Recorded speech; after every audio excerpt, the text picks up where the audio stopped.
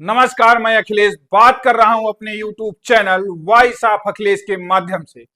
उत्तर प्रदेश की सियासी जमीन ने देश को 9 प्रधानमंत्री दिए। यहां की मिट्टी ने एक से बढ़कर एक नेता गढ़े, जिन्होंने प्रदेश ही नहीं देश की सियासत को भी नई दिशा दी, जिसमें जवाहरलाल नेहरू, लाल बहादुर शास्त्री, इंदिरा गांधी, चौधरी चरण सिंह, राजीव गांधी, विश्वनाथ प्रताप सिंह, चंद्रशेखर, अटल बिहारी वाजपेयी और फिर मौजूदा प्रधानमंत्री नरेंद्र मोदी शामिल हैं।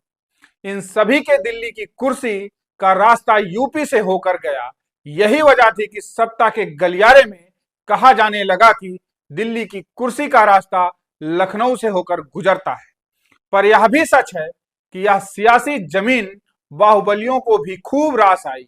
उनकी चमक धमक ने सियासतदानों की आंखों में ऐसी चमक पैदा कर दी कि वे नेतागिरी चमकाने का औजार बन गए, सारे समीकरणों को ध्वस्त करने का हथियार बन गए।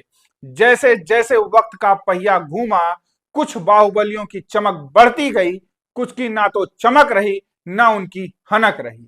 बीते 3 दशकों में यूपी की सियासत पर नजर डालें तो तमाम बाहुबली अपने दमखम से सत्ता दिलाने और खुद भी माननीय बनने की होड़ में लगे रहे। हम बात कर रहे हैं कुछ ऐसे बाहुबलियों की जिनके सितारे योगी सरकार आने के बाद चमक गए, उनकी सियासी गलियारों में पकड़ मजबूत हो गई। सालों तक फरार रहे माफिया ब्रजेश सिंह ने आत्मसमर्पण करके यूपी में वापसी की तो उनके परिवार के लिए सियासत के दरवाजे खुलते चले गए। ब्रजेश और उनकी पत्नी एमएलसी बन गई। वह बेटे को राजनीति में स्थापित करने के लिए प्रयासरत हैं। गोसाईगंज से विधायक अभय सिंह का तमाम दुश्वारियों के बावजूद सियासी सफर जारी है। राज्यसभा चुनाव में उन्होंने भाजपा समर्थित प्रत्याशी को वोट देकर अपना नया मुकाम तलाश लिया। कई दलों की सवारी कर चुके सांसद बृजभूषण शरण सिंह को भले ही इस बार टिकट मिलने की उम्मीद कम है, लेकिन उनके सियासी दमखम को कम नहीं आंका जा सकता।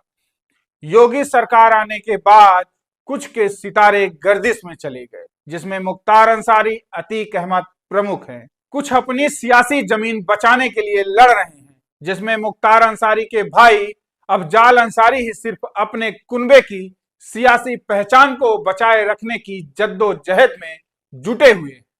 अंसारी परिवार के 3 सदस्य वर्तमान में निर्वाचित जनप्रतिनिधि हैं। इसमें अफजाल अंसारी गाजीपुर से बसपा सांसद हैं, जो इस बार सपा के टिकट से चुनाव लड़ने जा रहे हैं, जबकि मुख्तार अंसारी का बेटा अब्बास मऊ से विधायक है। मुख्तार के एक और भाई का बेटा शोएब अंसारी मन्नू गाजीपुर की मोहम्मदाबाद सीट से सपा विधायक है। वहीं पूर्व सांसद धनंजय सिंह को अपहरण के मामले में 7 साल की सजा होने के बाद उनकी पत्नी श्रीकला के चुनाव मैदान में उतरने के कयास लगाए जा रहे हैं। हालांकि किसी भी प्रमुख दल से उनकी अब तक कोई बात नहीं बन सकी।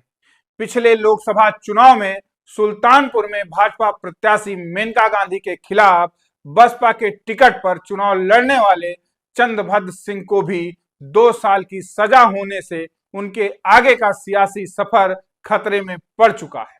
बसपा सरकार में मंत्री रहे बादशाह सिंह को विधायक निधि दुरुपयोग के मामले में सजा हो चुकी है। पूर्व सांसद रमाकांत यादव भी सजा भुगत रहे हैं। पश्चिमी उत्तर प्रदेश के माफिया डीपी यादव को भी सही सियासी जमीन नहीं मिल रही। एमआरएचएम घोटाले में फंसने के बाद बाबू सिंह कुशवाहा और मुकेश श्रीवास्तव की भी सियासी पहचान धूमिल होती चली गई।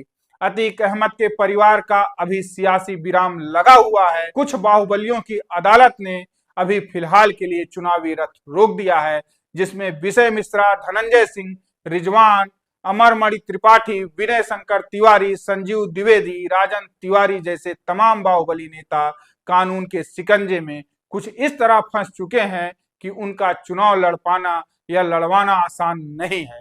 इसमें से कुछ सजा होने की वजह से चुनाव लड़ने के लिए उप आयोग हो चुके हैं, तो कुछ पर सजा की तलवार लटक रही है।